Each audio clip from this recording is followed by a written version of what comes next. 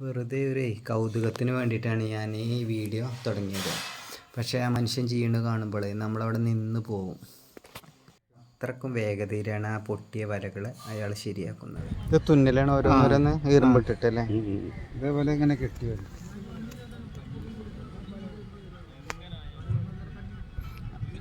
അതുമ്പോൾ നൂലുണ്ട്. അപ്പം നിങ്ങളെ അതിൻ്റെ ഉള്ളിൽ വെളുത്തിട്ട് വേണ്ടല്ലേ? നൂലുണ്ട്. അത്ര പോകുന്നല്ലേ. ഇതിപ്പോ നിങ്ങള് മീൻ പിടിച്ചതിന് ശേഷം ഇങ്ങനെ കെട്ടിവെക്കാറല്ലേ? പൊട്ടിയുടെ നേരാക്കുക. വേറെ ചിലപ്പോ പൊളിഞ്ഞ് കീറി പോണതാണ്. അത് ശരി. ഇത് അത്ര സ്ട്രോങ് ഉള്ള ഇതൊന്നല്ല, ഇരുമ്പല്ല. പൊട്ടിപ്പോവും. ഓരോ പ്രാവശ്യം മത്സ്യബന്ധനം കഴിഞ്ഞാലും ഇതുപോലെ പൊട്ടിയ വലകളെ ശരിയാക്കും.